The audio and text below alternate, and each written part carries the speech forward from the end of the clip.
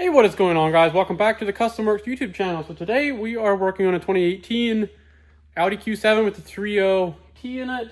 This is CREC, and we are going to be doing an ignition service. So basically coil packs and spark plugs. So I'm going to go do a real quick DIY, kind of run you through the basics of what we're going to need to do to get this job done.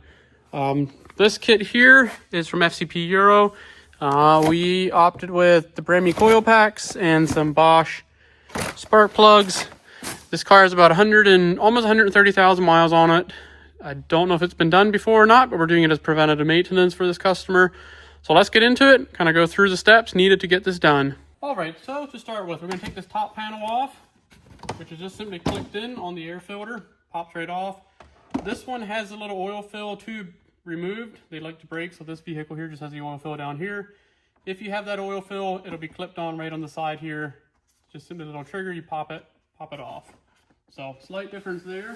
So now we're down to this top cover. This is your air filter here, obviously. And at this point we can, which I think I will, to make it slightly easier, also a little easier to video. Let me bring you guys in here. So as we can see, right in here is the coil packs we got to get to. So there's a couple different ways, depending how easy you want to make it on yourself. We can also remove this coolant bottle.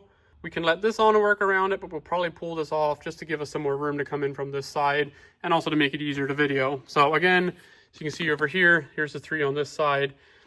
You really don't have to remove much. It's kind of up to you how much you want to remove. I'm probably going to remove this whole top air filter assembly since it's literally just clicked in.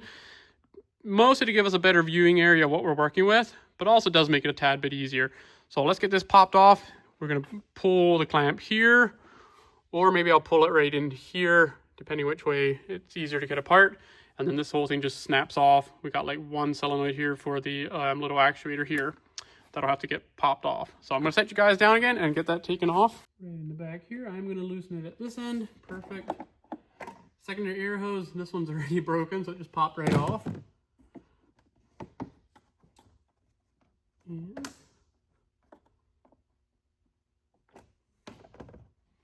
little solenoid I was telling you about is going to get popped off as well. Snake that wiring harness off to the side. So then once that's done, we basically have these little ducts pop off the front. Just going to grab this one and pry up on it with your hand, pop it up. And at this point we're going to pop the hose off there and then just pull straight forward and make sure we have.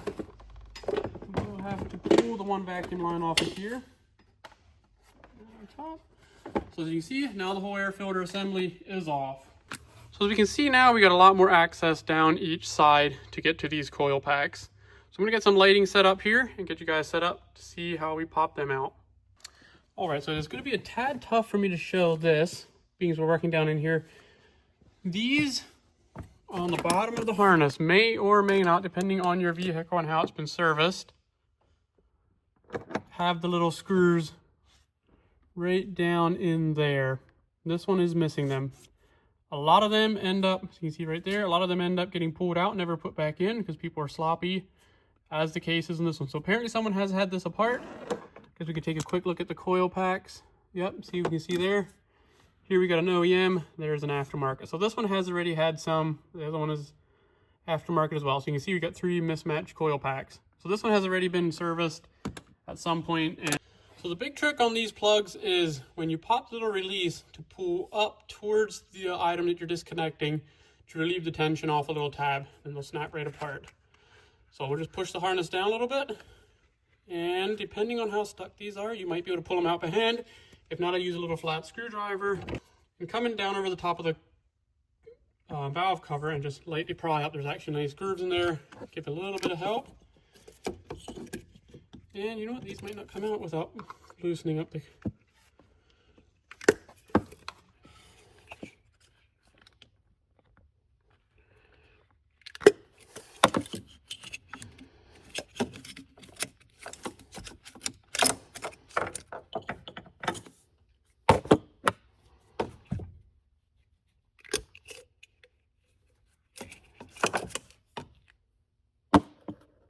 So it does appear we will need to loosen the reservoir. Probably won't have to disconnect it, but we'll definitely have to move it a little bit. Come over here and we have 2 T27s right here and right here. So I'm going to pop them off. Now the rest of this is simply popped in on the back. And yep, that allows me to just push it out of the way just enough to pull the coil pack out.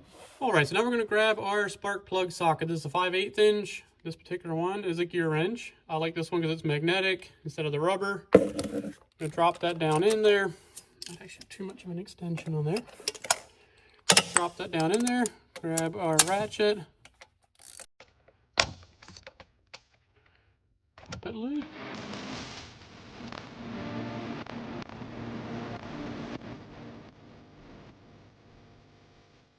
Alright, so here's going to be our new plugs. These are, like I said, are going to be Bosch. I generally run NGK, but in this case, this kit came with Bosch, so really no issue with Bosch, especially on a stock vehicle like this. So we're going to go ahead and drop these in. These are pre-gapped, and technically I believe the torque spec is 4 Newton meters. However, I've been doing this quite a long time. One of the things I don't actually torque, but that is the correct way of doing it.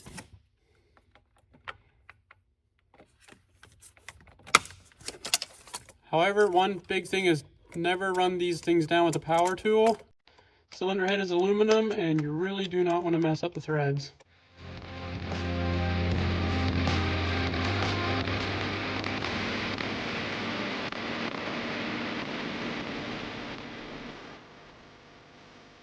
Alright, so that does it for the spark plugs. Next step is always going to be dropping our coil packs down in. So here's our new coil packs. Like I said, these are Bremies. I've had pretty good luck with these. Generally, I don't like any of the auto parts cheap aftermarket ones. The Audis are fairly touchy with their coil packs, and it's not fun being broke down with a bad misfire on the side of the road. So I like setting them all in and then aligning them before I pop them in. Lift the coolant reservoir kind of out of the way, get it started down in. So I kind of push them down to the top of the spark plug, and then one thing I have found, since Audi does have a bit of an indent where the plugs sit, I like getting them started on the coil pack and snapping them in, or at least on the plugs, and then I push them all down together. As you can see, I'm kind of sitting up above the plug. I just start pushing them all down together, and you'll kind of feel a nice little click right there when they seat on top of the spark plug. You might be able to hear it. Just give it a double check, make sure they're all clicked in. And again, if we had the screws, this is the point where you put the screws in to make sure they never rattle out. But luckily these still all snapped in. A lot of times these plugs will be broken, and then you can have misfire issues when they work their way off the coils. So now that wraps up this side. Next step's going to be screws back into the reservoir, and then we're going to move over to the other side right here. Okay, that clip is already broken. This one is luckily not. So we're going to go ahead, come in here, unclip this, and this to kind of give us some room to work with. And once again, oh, this one does have one screw remaining there. So let's see if we can pop that one out. I don't know if I can, so you can see right there, that screw is actually still in there. So we're gonna get down in here. I'm not sure why they let the most difficult one to get to still install. Right, so the video cut out there for a little bit, but I ended up removing this screw. So now we're back to where we were, ready to unclip these.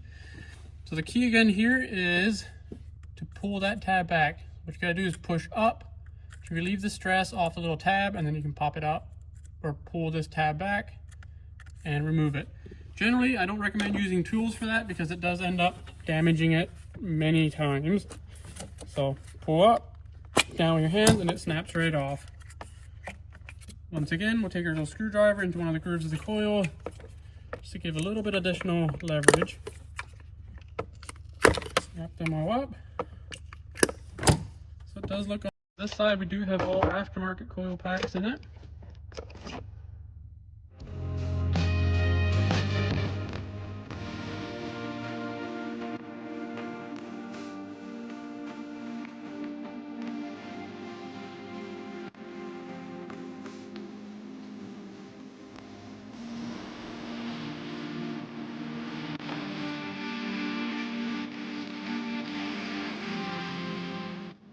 And like I said, kind of push them down against the top of the spark plug. That allows us to get our harness and everything all lined up. Plugs lined up nice. Just gonna pull them up in, and then start working them down on top of the plug. And again, you'll hear the little snap. All right, there we go. This snaps into those rear spots. Here we're gonna take our vacuum line, push it onto there. The wiring harness is gonna run down under here. Plug in there, and the little clips will snap right in. This will get pushed on the end of the intake tube there. Rotate the clamp up to where we can get to it with our screwdriver.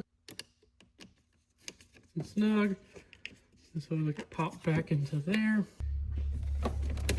And on the front, the little air inlet ducts will have to get lined up.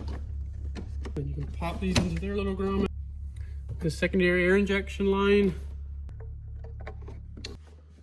So this cover here, which snaps down in the back and then pops on top of the air filter. That is going to wrap that job up. So you can see new coil packs are in. Everything is popped back in. And like I said, this one here is missing the little oil funnel due to the fact that the cap is just put on down on the valve cover. Those like to crack a PCV side of the engine leak and will give you all kinds of rough idle, all that good stuff, similar symptoms to a bad PCV or any other vacuum leak.